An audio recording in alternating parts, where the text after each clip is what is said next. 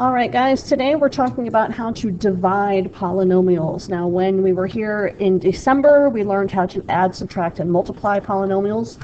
For review of polynomials, take a look at your notebook, pages 20, 21, 22, and 23.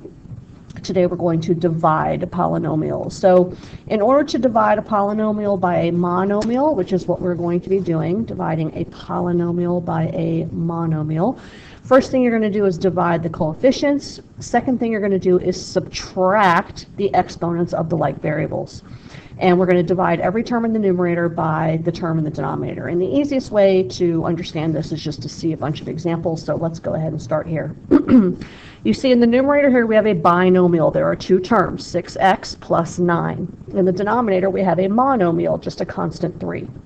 In order to divide this, we need to do 6x divided by 3 plus 9 divided by 3. So we need to separate the polynomial in the numerator into separate terms and divide each one by whatever you see in the denominator. Then you're going to do the division separately. So starting here, we have 6x divided by 3. Now if I do 6 divided by 3, that's 2. There's no x in the denominator, so I'm just going to keep the x that I see here. So that's the answer to 6x divided by 3 is 2x. Then I have positive 9 divided by 3, and that's just 3. So 2x plus 3 is my answer. Notice that I had 2 terms in my original problem in the numerator, and I have 2 terms in my answer. That should always match, okay? Here comes another one. This time I have a trinomial, 10v squared plus 5v minus 15, and all that divided by 5. So the first thing I'm going to do is separate it out. 10v squared divided by 5 plus 5v divided by 5 minus 15 divided by 5. And I'm just keeping the plus and the minus here just as I see them. And now I'm going to do my division separately. So for the first one, 10 divided by 5 is 2. I don't have any v's in the denominator, so I'm just going to keep the v squared that I have. So that's the answer to that one. 5 divided by 5 is 1. And again, I only have one v in the numerator, so I'm going to keep it. And then 15 divided by 5 is just 3. So here's my answer, 2v squared plus 1v minus 3. And if you really want to be technical about it, take the 1 out and write your answer like this. Okay, 3 terms in the original problem, 1, 2, 3 terms in your answer. Make sure that that always matches. Here's another one. 8a to the third power minus 2a squared plus 5a, all divided by a. And I'm going to put a 1 here just to make our lives easier.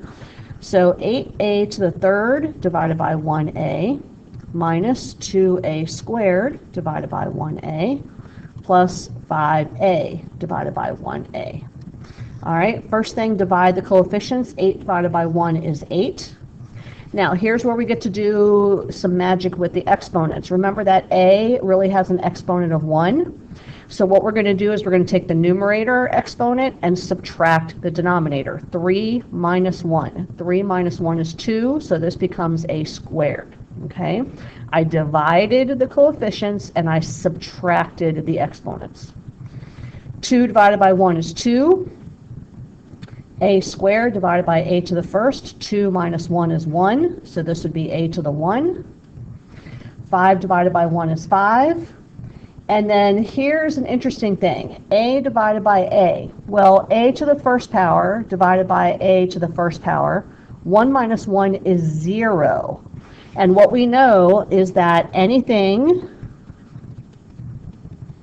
to the 0 power is equal to 1. So a to the 0 power really equals 1. X to the 0 power equals 1. 22 to the 0 power equals 1.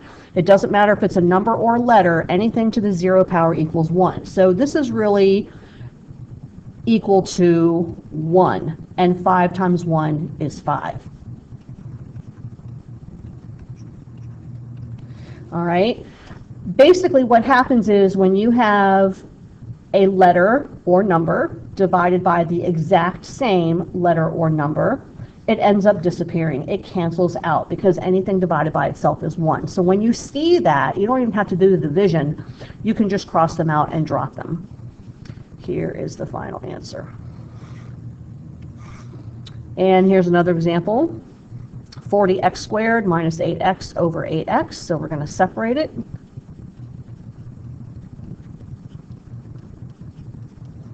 Okay, first little fraction here, 40 divided by 8 is 5. X squared divided by x to the first, 2 minus 1 is 1. And then look at here, I have 8x divided by 8x. A thing, no matter what it is, divided by itself is equal to 1. Okay, just cross it out and put 1. And for this one, we can remove the 1 on the exponent. Okay, anything divided by itself. It could be negative 3/4 xyz over negative 3/4 xyz. If you see the exact same thing, this is equal to 1. Okay? Another example here. 6a squared b minus 12ab squared divided by negative 2ab. All right, we have 2 letters here, but that's okay. We're just going to take it one step at a time.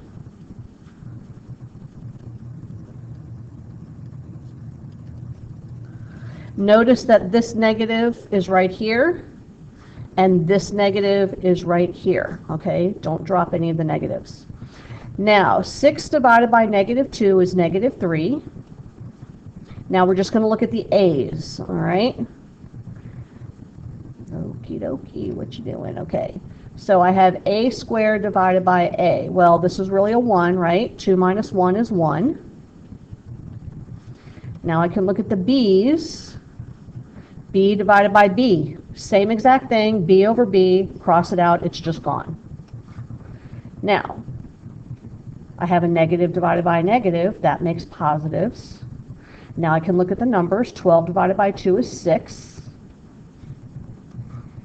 A divided by A, same thing, right? A, same exponent, just cancel it out, it's gone. B squared divided by B, that's really a 1. 2 minus 1 is 1, so this would be B to the first. And you know that when we write our final answers, we don't write the 1s. So there's the answer to that one. Okay? These are the example problems that we did in class. And then we moved on to worksheet homework 4.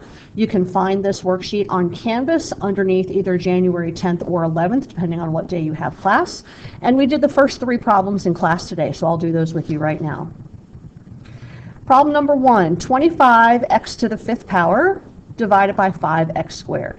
So first thing we have to do is, whoops, we don't have to rewrite it because we only have one thing. We're going to divide 25 divided by 5, and that's 5.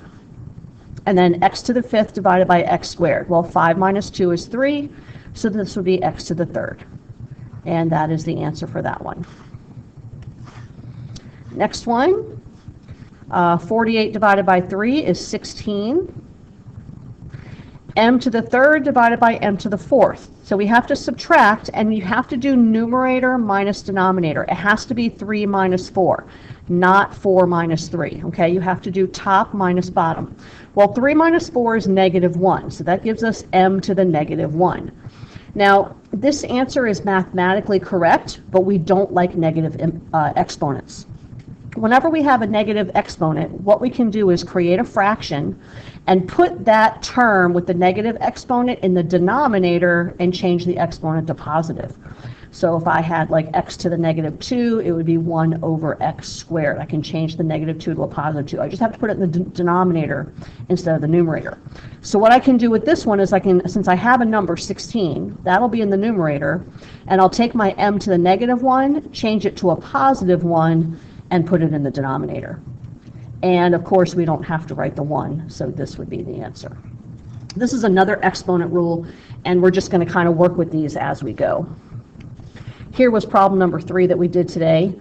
First thing we're going to do is divide. Now negative 5 divided by 15, if you put this in Desmos, you're going to get negative 0.3 repeating, and we want to change that back to a fraction. It'll give you negative 1/3. So negative 1/3. X squared divided by x to the fourth. 2 minus 4 is negative 2. So that's going to be x to the negative 2. And we'll fix that in a few minutes. First thing we're going to do is finish all this, okay? Then we'll do the y's. Y to the third divided by y squared. 3 minus 2 is 1. So y to the first. And then we'll do the z's. And look what you notice about the z's. Same exponent. Z to the fourth, z to the fourth. That means we're going to cross out the z's and you don't have to do them. So we're going to take our x to the negative 2 and put it in the denominator with this 3. I already have a numerator of negative 1. I'm going to put the 3 down there, and I'm going to put the x squared with it, changing the negative to a positive. Now the question is, well, what do I do with the y? Well, the y has a positive exponent, so it goes in the top. And that is the answer to that problem. Okay, so we're going to continue working next class on working through these problems on homework 4. So if you want to try to get a jump on those, you can, and then come back next period and take a look. I'll post the answer key, and you can just sort of work at your own pace and take a look and see how you do, okay? If you have any questions, feel free to shoot me an email, and we can do a Zoom, and I can talk you through it if you need to. Bye.